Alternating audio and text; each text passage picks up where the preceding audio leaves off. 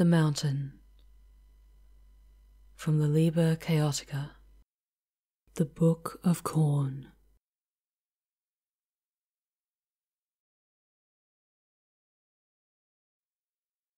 And so it came to pass that these words spoke in wrath dispersed to all corners of the land, proclaiming their message and blasting all minds that heard it. Neighbour turned on neighbour, and in sudden fury fathers dragged sons onto the streets and there murdered them. The gentle beasts of the field trampled one another, and herdsmen slew their cattle to bathe in their blood.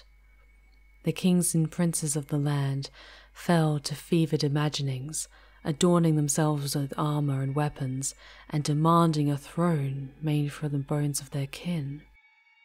Prisoners and slaves were put to the sword, and their heads adorned the royal dais. And the kings then sent their soldiers forth into the towns and villages to harvest more skulls for the skull thrones. Every living thing they killed.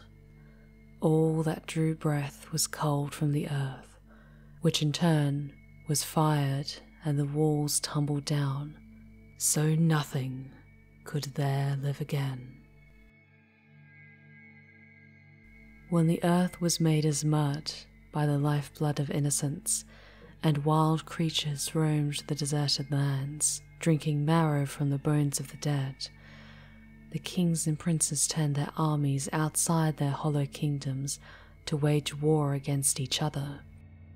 The armies of all the lands met in a valley blocked by 4 mountains to the north and 4 mountains to the south, and there they fell on one another with every weapon, animal and cunning machine that they commanded. The battle raged long as fortune waxed and waned from one army to the next.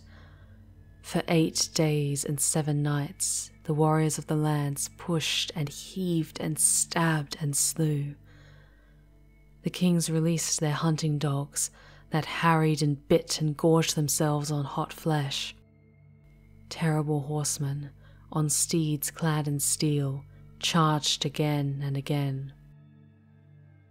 The death toll was so great that the valley itself filled with blood and drowned those who fought in its depths.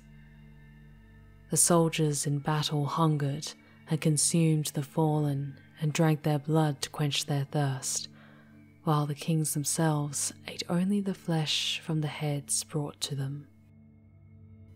As the sun sank down into the lake of death for the 8th time, the battle faltered and stopped, for the bloodthirst that had driven each mortal soul forward had at last been sated.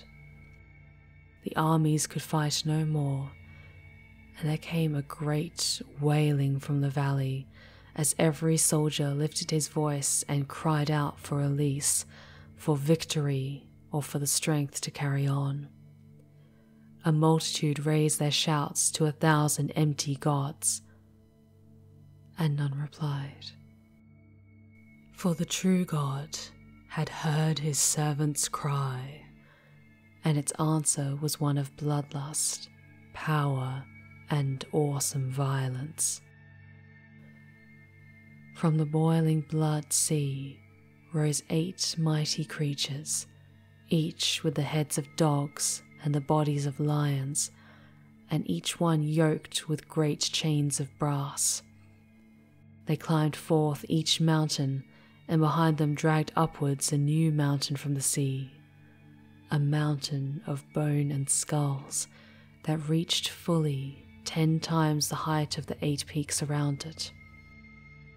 Upon its sight, the soldiers of the battle took new heart and rose again from their gore-drenched earth to praise their true Lord, while the kings and princes threw themselves down in fear as they recognized the true skull throne, of which their own had been the palest imitation.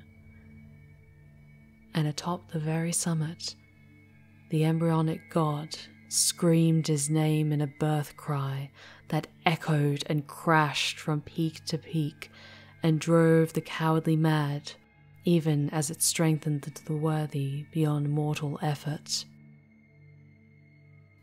And the name was Ghonnathan, our blood god, Khorne.